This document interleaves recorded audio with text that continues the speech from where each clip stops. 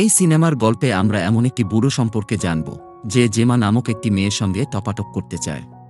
বুড়োটি মেয়েটির প্রেমে পড়ে যায়, সে মেয়েটির সাথে ঘনিষ্ঠ হতে চায়, কিন্তু সে তার অনুভূতি মেয়েটির সঙ্গে শেয়ার করতে পারে না। তারপর আগে কি হয় আমরা আলোচনা করব। হ্যালো বন্ধুরা, বিগ সেলেবে স্বাগত। আজকের ভিডিওতে আমরা romantic drama movie Gemma Boveri সিনেমার গল্পটি শুনব। সিনেমা শুরুতে মার্টিন নামের এক বৃদ্ধ লোককে দেখানো হয়। লোকটি ফ্রান্স থেকে এসে এই গ্রামেই বসবাস শুরু করে। তাকে বলতে দেখা যায় তিনি বলছেন 7 বছর আগে প্যারিস থেকে তিনি এই গ্রামে এসেছিলেন। তখন তিনি ও তার বাবা একটি রুটির দোকান খোলেন। তারপর তার বাবার মৃত্যুর পর মার্টিন ও তার স্ত্রী দুজনে মিলে সেই রুটির দোকানটি চালান, আর এইভাবে তাদের ফ্যামিলি বিজনেস এগিয়ে চলে। একদিন মার্টিন ও তার স্ত্রী দোকানে রুটি বানাচ্ছেন, তখন মার্টিন তার রুটি পুড়িয়ে ফেলে। মার্টিনের স্ত্রী তাকে জিজ্ঞাসা করলে সে বলে, আমি চার্লি সম্পর্কে চিন্তা করছিলাম, তাই আমার রুটি পুড়ে গেছে। আমি চিন্তা করেছিলাম যে তার স্ত্রী কেন আত্মহত্যা করবে, এটা কি করে সম্ভব। তার স্ত্রী বলে, সে সম্পর্কে আপনাকে ভাবতে হবে না, চার্লি ওরকম কিছুই করবে না। তারপর মার্টিন চার্লির বাড়িতে যায়। সে সেখানে গিয়ে দেখতে পায় চার্লি তার স্ত্রীর জিনিসপত্র পুড়িয়ে দিচ্ছে। জেমার স্বামী কেন তার জিনিসপত্র পুড়িয়ে দিচ্ছে সে সম্পর্কে আমরা পরে জানব। তারপর চার্লস সেখান থেকে চলে গেলে মার্টিন জেমার একটি ডায়েরি পায়। সে ডায়েরিটি লুকিয়ে রাখে এবং নিজের সাথে করে বাড়িতে আনে। তারপর মার্টিন জেমার ডায়েরিটি পড়তে শুরু করে, আর এখান থেকেই সিনেমার গল্পটি শুরু।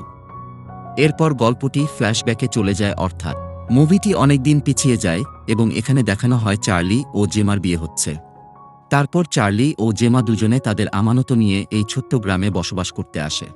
তখন মার্টিন তার নতুন প্রতিবেশীদেরকে দেখেন। মার্টিন নতুন কাউকে দেখলে তাদের কাছে এগিয়ে যায়, তাদের সঙ্গে আলাপ করে। তারপর চার্লি একদিন জেমাকে নিয়ে মার্টিনের রুটির দোকানে আসে। তারা সেখানে মার্টিনের তৈরি রুটির স্বাদ নিতে শুরু করে। কিন্তু মার্টিন শুধু জেমাকেই দেখতে থাকে, তার সৌন্দর্যে মুগ্ধ হয়ে তার প্রতি আকৃষ্ট হয়ে পড়ে। মার্টিন যখন বাড়িতে থাকে তখন পথে জেমাকে দেখে। তারপর রাস্তা দিয়ে হেঁটে যাওয়ার সময় তারা একে অপরের সঙ্গে কথা বলে এবং মার্টিন জেমাকে তার বাগান দেখান। সেখানে অনেক ফুল তারা দেখতে পায়। সেই ফুলগুলো দেখে জেমা খুবই আনন্দ পায়। সেদিন রাত্রে চার্লি মার্টিনের কাছে আসে, কারণ তার বাড়িতে বিদ্যুৎ চলে যায়। মার্টিন সেখানে গিয়ে বিদ্যুৎ ঠিক করেন। এদিকে মার্টিনের স্ত্রীও তাকে খুঁজতে খুঁজতে চার্লির বাড়িতে পৌঁছে যায়। এরপর তারা চারজন একসঙ্গে বসে এবং মদ্যপানের সময় মার্টিন শুধু জেমাকে দেখে। এভাবে অনেক দিন কেটে যায়। একদিন জেমা মার্টিনের বেকারিতে আসে। সে তার রুটির প্রশংসাও করে। মার্টিন বলে, তুমি কি দেখতে চাও আমি কিভাবে রুটি বানাই?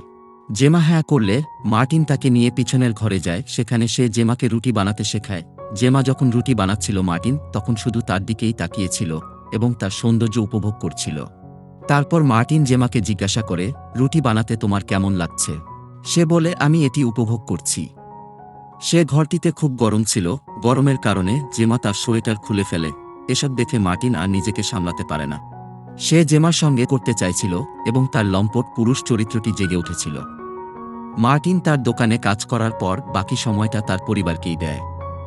একবার মার্টিন তার বেকারিতে যাচ্ছিলেন, পথে তিনি জেমার দেখা পান। মার্টিন জেমাকে জিজ্ঞাসা করে, তুমি এতদিন রুটি কিনতে আসনি কেন? জেমা তাকে বলে, আমি ডায়েট করছি, তাই কয়েকদিন রুটি বন্ধ করেছি। মার্টিন জেমাকে বিদায় জানিয়ে সামনে এগিয়ে যায়, কিন্তু তখন একটি পোকা জেমার পিঠে কামড় দিয়ে ফলে জেমা খুবই কষ্ট পায়। সে চিৎকার করে মার্টিনকে তাকে সাহায্য করতে বলে। মার্টিন তাকে সাহায্য করতে শুরু করে এবং সে জেমার কাপড় খুলে পোকাটি মেরে ফেলে। মার্টিন বলে, জেমা তোমাকে একটি বিষাক্ত পোকা কামড় দিয়েছে, এই পোকার বিষ চুষে বের করতে হবে। জেমা তাকে তাই করতে বলে। মার্টিন যখন জেমার পিঠ থেকে পোকার বিষ চুষে বার করছিল তখন একটি ছেলে দূর থেকে দেখতে পায়। ছেলেটি দৌড়ে এসে তাদেরকে বাধা দেয়, কারণ তাদের ওই দৃশ্যটি খুবই অদ্ভুত ছিল। মার্টিন ছেলেটিকে বোঝায় যে জেমার পিঠে একটি বিষাক্ত পোকা কামড় দিয়েছে। আমি তার বিষ বার করছিলাম, একথা তাকে বোঝাচ্ছিলেন। তার মধ্যেই জেমা অজ্ঞান হয়ে পড়ে। এরপর মার্টিন ও ওই ছেলেটি জেমাকে হাসপাতালে নিয়ে যায়। ডাক্তার তাকে চিকিৎসা করে বলে, আপনি শীঘ্রই সুস্থ হয়ে উঠবেন। হাসপাতাল থেকে বাড়ি ফেরার সময় জেমা মার্টিনের কাঁধে মাথা রেখে ঘুমিয়ে পড়ে, কারণ সে খুব দুর্বল বোধ করছিল।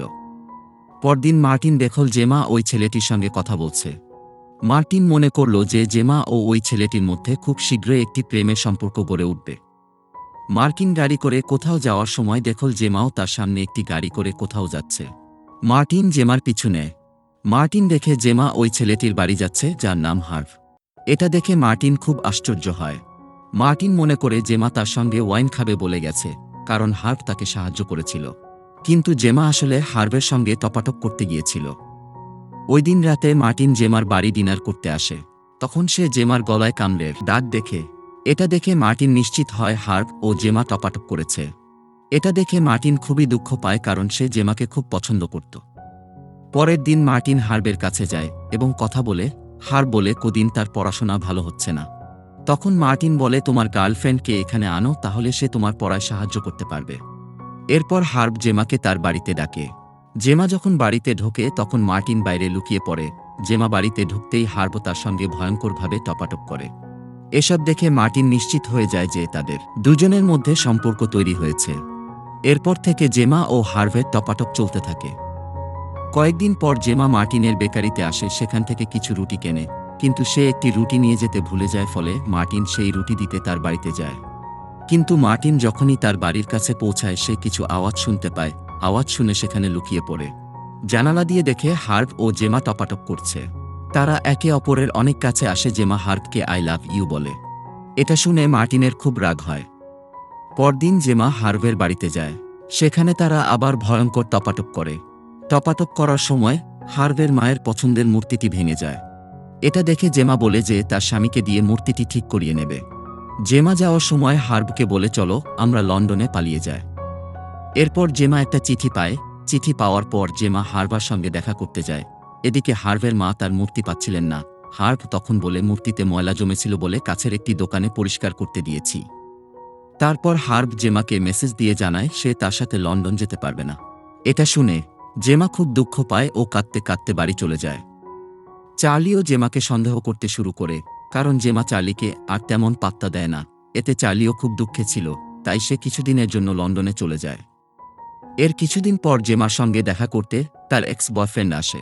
তার নাম ছিল প্যাট্রিক। মার্টিন তাদের দুজনকে রাস্তায় কিস করতে দেখে। এ দেখে মার্টিন বুঝতে পারে জেমা কি চায়।